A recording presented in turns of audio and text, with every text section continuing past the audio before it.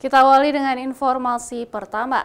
Saudara, puluhan bangunan yang terdiri dari lapak pedagang dan kios yang berada di Kecamatan Tanah Luas, Kabupaten Aceh Utara, rusak parah setelah diterpa angin kencang pada Kamis petang.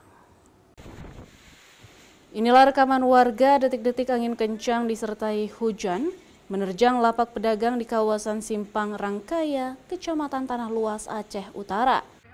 Puluhan bangunan kios para pedagang rusak parah karena diterpa angin kencang.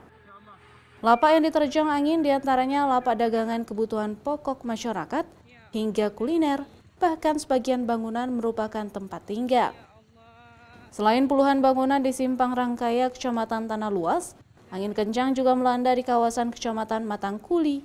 Bahkan ada sejumlah rumah warga yang rusak akibat tertimpa pohon, dan ada juga yang mengalami kerusakan bagian atap diterjang angin kencang.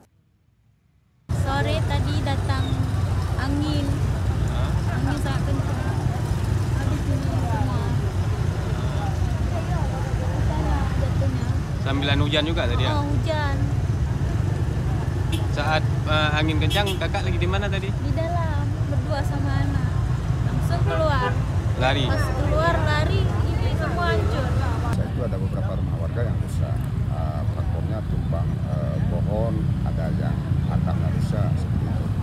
Menurut hemat saya kayaknya bukan puting beliung, angin kencang, badai pada kencang. Cuman dia satu arah dari barat daya yang hembuskan. Ini makanya sebelah kiri jalan sepanjang pedagang kaki lima itu semua arah hantamnya ke sana, ke kiri. Akan tetapi yang lebih parah yang tumbang pohon ke rumah. Ada beberapa desa yang tumbang ke rumah seperti di Baru SB pada Simpang itu ada rumah di pinggir jalan tumbang pohon.